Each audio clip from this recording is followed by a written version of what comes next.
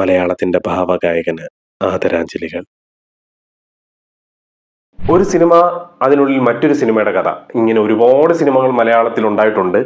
പക്ഷേ ഒരു സിനിമ അതിനുള്ളിൽ മറ്റൊരു സിനിമയുടെ ലൊക്കേഷനിൽ നടന്നൊരു സംഭവത്തെ ആസ്പദമാക്കി പ്രസന്റ് കാലഘട്ടത്തിൽ ഏകദേശം 40 വർഷം മുമ്പ് നടന്നൊരു കഥേനെ, നടന്നൊരു സംഭവത്തെ ഇപ്പോഴത്തെ പ്രസന്റ് കാലഘട്ടത്തിൽ അതിൻ്റെ ഒരു അന്വേഷണവും കാര്യങ്ങളും ഒക്കെ നടത്തുക, അതിൽ നിന്നും കുറെ തുമ്പുകൾ കണ്ടുപിടിച്ച് 40 വർഷം പണ്ടത്തെ കാര്യങ്ങളൊക്കെ വീണ്ടും ഓർത്തെടുത്ത് അല്ലെങ്കിൽ അതിലേക്കൊന്ന് കടന്നു ചെന്ന് അവിടെ എന്തൊക്കെ കാര്യങ്ങളായിരുന്നു സംഭവിച്ചതെന്നൊക്കെ പറയുന്ന ഒരു മിസ്റ്ററി ത്രില്ലർ വിഭാഗത്തിൽപ്പെടുന്ന ഒരു സിനിമയാണ് രേഖാചിത്രം എന്ന് പറയുന്ന സിനിമ. ആ സിനിമ കണ്ടിട്ടാണ് ഞാൻ നിങ്ങളുടെ മുമ്പിൽ ഇരിക്കുന്നത്. പ്രീസ്റ്റ് എന്ന ചിത്രത്തിന് ശേഷം 2021 പുറത്തിറങ്ങിയ പ്രീസ്റ്റ് എന്ന ചിത്രത്തിന് ശേഷം ജോഫിൻ ടി ചാക്കോവിന്റെ സംവിധാനത്തിൽ ആസിഫ് അലി, അനശ്വര രാജൻ, മനോജ് കെ ജയൻ, സിദ്ദിഖ് എന്നിവർ കേന്ദ്ര കഥാപാത്രങ്ങളായി വന്ന് തിയേറ്ററോട് പുറത്തിറങ്ങിയ ഏറ്റവും പുതിയ ചിത്രമാണ് രേഖാചിത്രം. ചിത്രം ഞാൻ പാലക്കാട് പ്രിയ തിയേറ്ററിൽ നിന്ന് കണ്ടു. ഇപ്പൊ കണ്ടതിന് ശേഷമുള്ള എൻ്റെ ഒരു ഒപ്പീനിയനാണ്. എൻ്റെ പേര് അഭിജിത്ത് വിശ്വനാഥ്. നമ്മുടെ ചാനൽ ആദ്യമായിട്ടാണ് നിങ്ങൾ കാണുന്നതെങ്കിൽ സബ്സ്ക്രൈബ് ചെയ്യുക, തൊട്ടടുത്തുള്ള ബെല്ലൈക്കൺ കൂടി എനേബിൾ ചെയ്യുക. നമുക്ക് നേരെ വീഡിയോയിലേക്ക് കിടക്കാം. വെൽക്കം ടു ഷിൻമോ ഷായ്.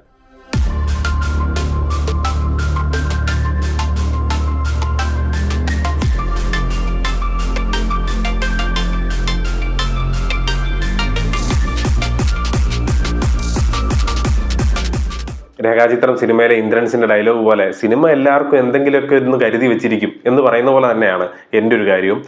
എനിക്ക് സിനിമ കാണുമ്പോൾ കിട്ടുന്ന ഒരു അനുഭൂതി അത് എത്ര പറഞ്ഞാലും മതിയാവില്ല. അത് എന്തൊക്കെയോ മാജിക്കുകൾ സിനിമയിൽ ഒളിച്ചിരിപ്പുണ്ട് എന്ന് വിശ്വസിക്കുന്ന ഒരാളാണ് ഞാൻ. അതുപോലൊരു മാജിക് ഇന്ന് വർക്കൗട്ടായ ദിവസം കൂടിയായിരുന്നു രേഖാചിത്രം എന്ന് പറയുന്ന സിനിമ കണ്ടപ്പോൾ. പ്രീസ്റ്റ് എന്ന ചിത്രം 2021 മമ്മൂട്ടി നായകനായ പ്രീസ്റ്റ് എന്ന ചിത്രത്തിന് ശേഷം ജോഫിൻ ടി ചാക്കോന്റെ സംവിധാനത്തിൽ രാമു സുനിലിന്റെ കഥയിൽ രാമു സുനിലും ജോൺ മന്ദിരക്കിലും കൂടി സ്ക്രീൻ പ്ലേയും കൈകാര്യം ചെയ്ത ആസിഫ് അലി, അനശ്വര രാജൻ, മനോജ് കെ ജയൻ, സിദ്ദിഖ് എന്നിവർ കേന്ദ്ര കഥാപാത്രങ്ങളായി വന്ന് മലയാളത്തിൽ നിന്ന് പുറത്തിറങ്ങിയ ഒരു ചിത്രമാണ് രേഖാചിത്രം. അപ്പോൾ സിനിമയെ കുറിച്ച് പറയുന്നതിന് മുമ്പ് എനിക്ക് കുറെ കാര്യങ്ങൾ പറയാനുണ്ട്. ഈ സിനിമ വരുന്നതിന് മുമ്പ് തന്നെ കുറച്ച് റൂമേഴ്സും കാര്യങ്ങളൊക്കെ വന്നിരുന്നു. ഈ ചിത്രത്തിൽ മമ്മൂക്കയുണ്ട്, അതുപോലെ തന്നെ ഇതിൽ കാതോട് കാതോരം സിനിമയുടെ ഒരു ലൊക്കേഷനുമായിട്ട് ബന്ധപ്പെട്ട കുറച്ച് കാര്യങ്ങളൊക്കെ കാണിക്കുന്നുണ്ട് എന്നൊക്കെ ട്രെയിലർ കണ്ടപ്പോൾ തന്നെ നമുക്കത് മനസ്സിലായിരുന്നു. ഭരതൻ സാറിനെയൊക്കെ കാണിക്കുന്ന ഒരു ചെറിയ ഷോട്ടും കാര്യങ്ങളൊക്കെ അതിൽ വെച്ചിട്ടുണ്ടായിരുന്നു. അപ്പം തന്നെ ഒരു എക്സൈറ്റ്മെന്റ് കൂടി. അപ്പം തന്നെ നമ്മുടെ അവരുടെ ഇന്റർവ്യൂസും കാര്യങ്ങളൊക്കെ കണ്ടപ്പോൾ ഇതൊരു ഹിസ്റ്ററിയാണ്, ഫിക്ഷണൽ ഹിസ്റ്ററിയാണ്. കാതോട് കാതോരം 1985 പുറത്തിറങ്ങിയ ഭരതന്റെ സംവിധാനത്തിൽ പുറത്തിറങ്ങിയ ഒരു ഗംഭീര സിനിമയായിരുന്നു. കണ്ടിട്ടില്ലാത്തവരുണ്ടെങ്കിൽ കണ്ടു നോക്കുക. അപ്പൊ ആ സിനിമയുടെ ലൊക്കേഷനിൽ സംഭവിച്ച ഒരു കാര്യവും ഒക്കെ ആയിട്ട് ബന്ധപ്പെട്ട് ഒരു ഹിസ്റ്ററി, ഒരു ഫിക്ഷണൽ ഹിസ്റ്ററി ഒക്കെ വെച്ച് 40 വർഷത്തിന് ശേഷം അവിടെ നടന്നൊരു സംഭവം എന്താണ് എന്ന് അന്വേഷിക്കുന്ന ഒരു പോലീസ് ഉദ്യോഗസ്ഥന്റെ കഥയാണ് ഇതിനകത്ത് പറയാൻ ഉദ്ദേശിക്കുന്നത്. വളരെ സിമ്പിളായിട്ട് ഇതാണ് സംഭവം. 40 വർഷം മുമ്പുള്ളൊരു നടന്നൊരു ക്രൈം, അത് പ്രസന്റിൽ അതിൻ്റെ ഒരു അസ്ഥികൂടവും കാര്യങ്ങളൊക്കെ കിട്ടുകയും തുടർന്ന് അത് അന്വേഷിച്ച് പോകുന്ന ഒരു പോലീസ് ഉദ്യോഗസ്ഥന്റെ കഥയൊക്കെയാണ് എൻ്റെ അത് കാണിക്കുന്നത്. അപ്പം ആ ഒരു പോലീസുകാരനായിട്ടാണ് നമ്മുടെ ആസിഫ് അലി വരുന്നത്. തുടർന്ന് എന്തൊക്കെ കാര്യങ്ങളാണ് സംഭവിക്കുന്നത്, എന്തൊക്കെയാണ് ഇതിന്റെ പുറകിലുണ്ടായിരുന്ന കാര്യങ്ങൾ, എന്തൊക്കെയാണ് ആ ലൊക്കേഷനിൽ നടന്നത്, അല്ലെങ്കിൽ വേറെന്തെങ്കിലുമൊക്കെ ഇതിനകത്ത് മാറ്ററുകൾ ഉണ്ടോ എന്നൊക്കെ പറയുന്ന ഒരു വളരെ മിസ്റ്റീരിയസ് ആയിട്ടുള്ള, എനിക്ക് ശരിക്കും പറഞ്ഞാൽ ഒരു സീറ്റഡ്ജ് ത്രില്ലർ ആയിട്ട് തന്നെ തോന്നി. അങ്ങനെ അല്ല എന്ന് അണിയറ പ്രവർത്തകർ ആദ്യം മുതൽ അവസാനം വരെ പറഞ്ഞുവെങ്കിലും എനിക്ക് ആദ്യം മുതൽ അവസാനം വരെ ത്രില്ലടിച്ച് കണ്ടൊരു പടമായിരുന്നു രേഖാചിത്രം എന്ന് പറയുന്ന സിനിമ. ഞാൻ പറഞ്ഞില്ലേ, ഒരു മാജിക്കൊക്കെ വല്ലപ്പോഴും നടക്കുന്നുള്ളൂ. കിടിലൻ പടം, കിടിലൻ മേക്കിംഗ്, കിടിലൻ സ്ക്രിപ്റ്റ്, കിടിലൻ ആക്ടിങ്, കിടിലൻ ടൈറ്റിൽ. അതാണ് പറയേണ്ടത്. ഈ പടത്തിന് ഈ ഒരു ടൈറ്റിലല്ല വേറൊരു ടൈറ്റിലേ ചേരത്തില്ല. അത് പടം കണ്ടുകൊണ്ടിരുന്നൊരു ഫസ്റ്റ് ഹാഫിലേക്ക് അടുക്കുന്ന സമയത്ത് ഞാൻ ഉറപ്പിച്ചു മനസ്സിൽ ഇതാണ് പടത്തിന്റെ ടൈറ്റിൽ, ഇതാവണം പടത്തിന്റെ ടൈറ്റിൽ. കാരണം ഗംഭീരം എന്നല്ലാതെ ഒന്നും പറയാനില്ല. എനിക്ക് ഭയങ്കര വർക്കൗട്ടായ ഒരു സിനിമയാണ്. ഞാൻ ത്രില്ലടിച്ച് കണ്ടു എന്ന് പറയാം. എനിക്ക് എക്സ്പ്രസ് ചെയ്യാൻ അറിയത്തില്ല. എല്ലാ ഡിപ്പാർട്ട്മെന്റും, എഡിറ്റിംഗ് കൈകാര്യം ചെയ്തിരിക്കുന്നത് ഷമീർ മുഹമ്മദാണ്. ഗംഭീര കട്ട്സും കാര്യങ്ങളാണ്. അതുപോലെ തന്നെ മ്യൂസിക് കൈകാര്യം ചെയ്തിരിക്കുന്ന മുജീബ് മജീദാണ്, നമ്മുടെ കിഷ്കിന്ദ കാണ്ഡം സിനിമയുടെ മ്യൂസിക് ഡയറക്ടറാണ്. ഗംഭീരം ഒന്നും പറയാനില്ല.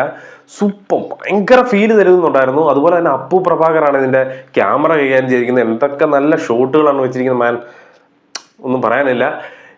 എല്ലാ ഡിപ്പാർട്ട്മെന്റും, അതാ പറയണ്ട, ഈ സിനിമയുടെ പുറകിൽ പ്രവർത്തിച്ച എല്ലാ ഡിപ്പാർട്ട്മെന്റും, ആർട്ട്, കോസ്റ്റ്യൂം, മേക്കപ്പ്, ഫൈറ്റ്, ആരൊക്കെ ഉണ്ട് അവർക്കെല്ലാം എല്ലാവർക്കും കൺഗ്രാറ്റ്സ്. ഒന്നും പറയാനില്ല, സൂപ്പർബായിട്ട് ചെന്നിട്ടുണ്ട്. കിട്ടിക്കിയിട്ടുണ്ട് പടം. കാരണം ഒരു പഴയ 40 വർഷത്തെ പുറകിലെ ഒരു കാലഘട്ടം കാണിക്കുക, ഭരതൻ സാറിൻ്റെ അതേ ഒരു മുഖ സാദൃശ്യമുള്ള ഒരാളെ കൊണ്ടുവരിക, കമൽ സാറിൻ്റെ മുഖ സാദൃശ്യമുള്ള ഒരാളെ കൊണ്ടുവരിക എന്നൊക്കെ പറയുന്നത് ഒരു ഭയങ്കര ഒരു മിസ്റ്റീരിയസ് ആയിട്ടുള്ളൊരു കാര്യമാണ്. എനിക്കറിയില്ല എത്രത്തോളം വർക്കൗട്ട് ഇവർ ചെയ്തിട്ടുണ്ട്, എത്രത്തോളം റിസർച്ച് ഇവർ ചെയ്തിട്ടുണ്ട്. ശരിക്കും ഇതൊക്കെ കണ്ടുകൊണ്ടിരുന്നപ്പം ആ ഹിസ്റ്ററിയിൽ അങ്ങനെയൊക്കെ സംഭവിച്ചിട്ടുണ്ടായിരിക്കും, അല്ലെ നടന്നിട്ടുണ്ടെന്ന് വിശ്വസിച്ചു പോയി. ശരിക്കും പറയാം, നമ്മുടെ ചതിയൻ ചന്തു, വടക്കൻ വീരഗാഥ എന്ന് പറയുന്ന ഒരു സംഭവം MTയുടെ മനസ്സിലുണ്ടായ ഒരു ചന്തുവിന്റെ പെർസ്പെക്റ്റീവിൽ ഉണ്ടായ ഒരു കഥയാണത്. എന്ന് പറഞ്ഞാൽ ചന്തുവിന്റെ പക്ഷം പിടിച്ചുകൊണ്ട് കഥ പറഞ്ഞതാണ്, ചന്തു ചതിയനല്ലായിരുന്നു എന്നുള്ളത്. എന്നാൽ പണ്ട് മുതലുള്ള ചരിത്രം എന്ന് പറയുന്നത് ചതിയനായ ചന്തു തന്നെയാണ്. അപ്പോൾ അങ്ങനെ ഒരു ചരിത്രത്തെ മാറ്റിമറിക്കുന്ന രീതിയിലുള്ളൊരു സ്ക്രിപ്റ്റാണിത്. അപ്പം ഭയങ്കരമായിട്ട് മാറ്റിമറിച്ചു എന്നല്ല ഞാൻ പറയുന്നത്, പക്ഷേ അത് കാണുമ്പം ബിലീഫായിരുന്നു. സിനിമ എന്ന് പറയുന്നത് മേക്ക് ബിലീഫാണ്. അതേ ബിലീഫ് എനിക്കുണ്ടായി, ഞാൻ വിശ്വസിച്ചു അത്. ഇപ്പം ഞാൻ കഴിഞ്ഞ ദിവസം കൂടി കാതോട് കാതോരം കണ്ടു. കാരണം ഈ രേഖാചിത്രം ഇറങ്ങുന്നതുകൊണ്ട് തന്നെ എനിക്കൊന്ന് കാണണമെന്ന് തോന്നി, വീണ്ടും കണ്ടു. അതൊന്നുകൂടി കണ്ടുകൊണ്ടാന്ന് തോന്നുന്നു. ആ സീനുകളൊക്കെ വന്നപ്പോൾ സൂപ്പറായിരുന്നു. ചിത്രത്തിന് പോസിറ്റീവായിട്ട് 1, 2 എന്ന് പറയാൻ വെച്ച കാര്യങ്ങളെല്ലാം ഞാൻ ആദ്യം പറഞ്ഞു കഴിഞ്ഞു. അപ്പൊ അതിനകത്ത് പറയാതെ വിട്ടൊരു കാര്യം എന്ന് പറയുന്നത് നമ്മുടെ പെർഫോമൻസിനെ കുറിച്ചാണ്. ആസിഫിക്ക ഒന്നും പറയാനില്ല, സൂപ്പറായിട്ട് ചെയ്തിട്ടുണ്ട്. ഒരു ഫാൻ ബോയ് ആയതുകൊണ്ട് പറയുന്നതല്ല, നിങ്ങൾ പൊളിച്ചടുക്കിയിട്ടുണ്ട്. നിങ്ങളുടെ സൂപ്പർ റൂട്ടിലാണ് നിങ്ങൾ പോയിക്കൊണ്ടിരിക്കുന്നത്. ഇതേ മീറ്റർ പിടിച്ച് ഇതേ സ്പീഡിൽ പോക്കോ, ഒരു കുഴപ്പമില്ല, നമ്മളെല്ലാം കൂടെ ഉണ്ട്. അനശ്വര രാജൻ സൂപ്പറായിട്ട് ആ റോൾ ചെയ്തിട്ടുണ്ട്. എനിക്കിപ്പോൾ തോന്നുന്നു you are A great actress എന്ന് തോന്നുന്നു. കാരണം എനിക്ക് പേഴ്സണലി ഭയങ്കര ഒരു താല്പര്യക്കുറവുള്ള ഒരു ലേഡിയായിരുന്നു അനശ്വര രാജൻ. എന്നാൽ ഈ സിനിമയിലെ ഒരു പെർഫോമൻസും കാര്യങ്ങളൊക്കെ വെൽ ബാലൻസ്ഡ് ആയിട്ട് ആ ക്യാരക്ടറിനെ നമുക്ക് നമ്മുടെ മുമ്പിലേക്ക് കൊണ്ട് വെച്ച് തരുന്നതിന് ആ പെർഫോമൻസ് വളരെയധികം അതിൽ വർക്കൗട്ട് ആയിട്ടുണ്ട്. എനിക്ക് ഭയങ്കര ഇഷ്ടപ്പെട്ടു, സൂപ്പർ. അതുപോലെ തന്നെ മനോജ് കെ ജയൻ, സിദ്ദിഖ്, ഇന്ദ്രൻസ് ഇവരൊക്കെ ഗംഭീരമായിട്ട് ചെയ്തിട്ടുണ്ട്. ഇവരെ കൂടാതെ കുറച്ച് പേരും കൂടി ഉണ്ട്, അവരുടെ ഒന്നും പേര് ഞാൻ പറയുന്നില്ല, അതെല്ലാം സ്പോയിലറായി പോകും. അതുകൊണ്ടാണ് അതൊന്നും മിണ്ടാത്തത്. അതെല്ലാം നിങ്ങൾ തിയേറ്ററിൽ തന്നെ കണ്ട് അത് ആസ്വദിക്കുക, അല്ലെങ്കിൽ ആ ഒരു സുഖം നിങ്ങൾക്ക് പോകും. ജോഫിൻ ഡി ചാക്കോ ഒരു ഇന്റർവ്യൂവിൽ പറഞ്ഞിരുന്നു, അദ്ദേഹം പ്രീസ്റ്റ് ചെയ്യുന്നതിന് മുമ്പ് ചെയ്യാനിരുന്ന ഒരു സിനിമയായിരുന്നു രേഖാചിത്രം എന്ന് പറയുന്ന സിനിമ. അപ്പോൾ അപ്പോഴേ അദ്ദേഹത്തിൻ്റെ ആ കഥ കയ്യിലുണ്ടായിരുന്നു. അപ്പോൾ ചില കാര്യങ്ങൾ നടക്കേണ്ട ഒരു സമയമുണ്ട്, അത് കറക്റ്റായ സമയത്ത് കറക്റ്റായിട്ട് പ്ലേസ് ചെയ്ത് നടക്കും. അതാണ് ഈ മൊമെൻ്റ് എന്ന് എനിക്ക് തോന്നുന്നു. 2025 തുടങ്ങുമ്പോൾ തന്നെ ഒരു ഗംഭീര സ്റ്റാർട്ടെന്ന് തന്നെ പറയാം. ആസിഫിക്കയുടെയും ജോഫിൻ ഡി ചാക്കോയുടെയും ഈ ടീമിൻ്റെ മുഴുവൻ ഒരു ഗംഭീര സ്റ്റാർട്ടെന്ന് തന്നെ പറയാം. കാരണം അത്ര മികച്ച രീതിയിൽ ഡയറക്ഷൻ വൈസ് ആണെങ്കിലും, പടത്തിൻ്റെ ഒരു ടെക്നിക്കൽ വൈസ് ആണെങ്കിലും, സ്റ്റോറി വൈസ് ആണെങ്കിലും, പെർഫോമൻസ് വൈസ് ആണെങ്കിലും 100ൽ 100 നേടിയ മലയാളത്തിലെ ഈ വർഷത്തെ ആദ്യത്തെ സിനിമയായിട്ട് എനിക്ക് തോന്നുന്നുണ്ട്. വലിയ ഫ്ലോസോ കാര്യങ്ങളോ ഒന്നും എനിക്ക് പറയാനില്ല, നെഗറ്റീവ്സ് ഒന്നും എനിക്ക് കൂടുതൽ പറയാനില്ല. കാരണം നെഗറ്റീവ്സ് ഒക്കെ ഇതിൻ്റെ ചിലപ്പം റണ്ണിങ് സ്പേസിലായിരിക്കാം പറയുക. എനിക്ക് ആ പേസ് ഭയങ്കര ഇഷ്ടപ്പെട്ടു. ഇതാണ് ആ പടത്തിന് വേണ്ട ഒരു സ്പീഡ്. ഇതിൽ കൂടുതൽ സ്പീഡ് ആവാൻ പാടില്ല, ഇതിൽ കുറവും ആവാൻ പാടില്ല. കറക്റ്റ് മീറ്ററാണ്. എനിക്ക് ഫസ്റ്റ് ഹാഫോ സെക്കൻഡ് ഹാഫോ ഒന്നും തിരിക്കാൻ പറ്റില്ല. ഇത് ഓൾറെഡി പറഞ്ഞിരുന്നു ഫസ്റ്റ് ഹാഫ് ഇല്ല സെക്കൻഡ് ഹാഫ് ഇല്ല എന്ന്. അതൊരു ബ്രേക്കിംഗ് പോയിന്റിൽ കൊണ്ടങ്ങ് നിർത്തുക എന്നുള്ളത് മാത്രമേ ഉള്ളൂ എന്ന് മനസ്സിലായിരുന്നു, ഓൾറെഡി അറിയാമായിരുന്നു. അതുകൊണ്ട് തന്നെ തിയേറ്ററിൽ അത് കണ്ട സമയത്ത് എനിക്ക് നിരാശയായില്ല, പക്ഷെ കുറച്ച് പേർക്ക് നിരാശയായി. ഇത് മാത്രമേ ഉള്ളൂ ഒരു നെഗറ്റീവായിട്ട് പറയാനുള്ളത്. കാരണം എല്ലാവരും ഒരു ഇന്റർമിഷൻ എന്ന് എഴുതി കാണിക്കുമെന്ന് പ്രതീക്ഷിച്ചു. അത് ഇന്റർവ്യൂ കാണാത്ത ആൾക്കാർക്കാണ് ആ ഒരു പ്രതീക്ഷ ഉണ്ടായിരുന്നത്. ഓൾറെഡി ഇത് അറിയാവുന്ന ഒരാളെന്ന നിലയിൽ, ഇന്റർവെൽ ഇല്ല എന്ന് ഓൾറെഡി അറിയാവുന്ന ഒരാളെന്ന നിലയിൽ അതൊന്നും പ്രതീക്ഷിക്കാതെ നല്ല ഒരു മൂടി കണ്ടുകൊണ്ടിരിക്കുകയായിരുന്നു. അവിടെ കൊണ്ട് ഇന്റർവെൽ വെച്ചതാണ് എനിക്ക് ദേഷ്യമായത്. എന്തായാലും നിങ്ങൾക്ക് പടം ഇഷ്ടപ്പെട്ടിട്ടുണ്ടെന്നുണ്ടെങ്കിൽ, ഓൾറെഡി സിനിമ കണ്ടിട്ടുള്ളവരാണ് നിങ്ങളെങ്കിൽ അതിൻ്റെ അഭിപ്രായം കമന്റ് ബോക്സിൽ രേഖപ്പെടുത്തുക. എനിക്ക് എന്തായാലും തിയേറ്ററിൽ വർക്കൗട്ടായ ഒരു ഗംഭീര സിനിമയാണ്. ഈ പൊങ്കലിന് നിങ്ങൾ പോയി എൻജോയ് ചെയ്യാൻ പറ്റിയ ഒരു അടിപൊളി മലയാള സിനിമയാണ് രേഖാചിത്രം എന്ന് പറയുന്നത്. ഒരിക്കലും മിസ്സാക്കരുത്. തിയേറ്ററിൽ നിന്ന് ഒരുപാട് സർപ്രൈസ് എലമെന്റും സർപ്രൈസ് സാധനങ്ങളും എല്ലാം ഈ സിനിമയിൽ നോക്കിയിരിപ്പുണ്ട് നിങ്ങൾക്ക് വേണ്ടി. പിന്നെ സിനിമയിൽ മമ്മൂക്ക ഉണ്ടോ ഇല്ലയോ എന്നുള്ളൊരു കാര്യം, ഞാൻ ഈ വീഡിയോയുടെ ഇടയ്ക്ക് തന്നെ പറഞ്ഞിരുന്നു.